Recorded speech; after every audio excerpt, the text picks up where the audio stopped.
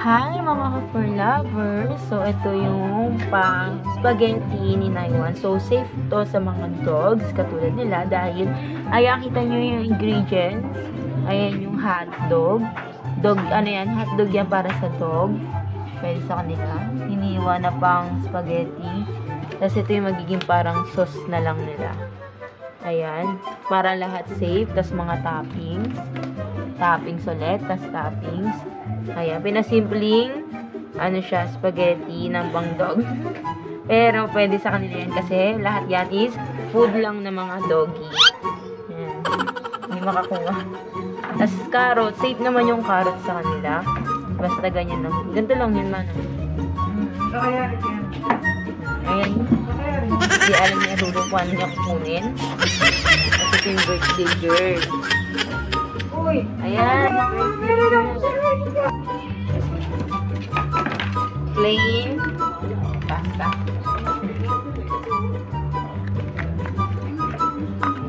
May gravy na kasi yan eh. Kaya parang pasos na rin siya. Tapos laman. May laman na. May gravy pa. Kung may pasos na siya, meron pa siya tapos. Oo, bawal kasi mga tomato sauce. Eh, sila naman mag-birthday. Siya naman mag-birthday. Kaya yung dapat yung good sa kanila. Ayan. Ano yan? Chicken yan. Yung laman.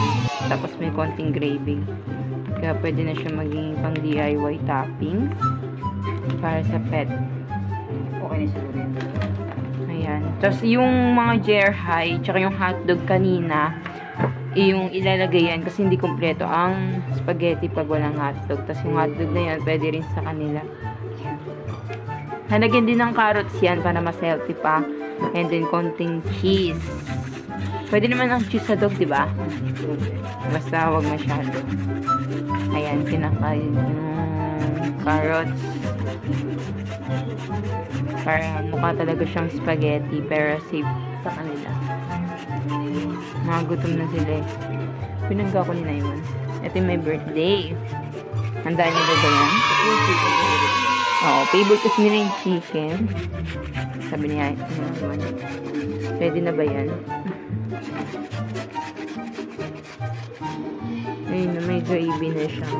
Tapos may manok na. May carrots pa. Tapos yung hotdog nga yung kanina. Tapos yung mga jerhai parang toppings. Ano lang yun? Dagdag toppings.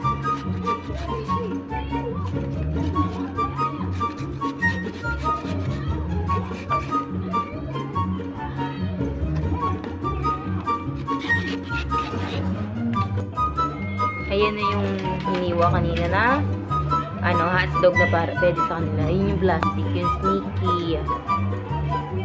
Nalagay na. Ito may birthday yun. Naamoy niya na. Sabi niya birthday. Tagal pa ba yan?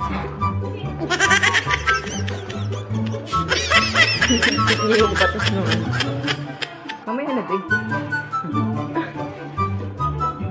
Sumisimple na yung may birthday.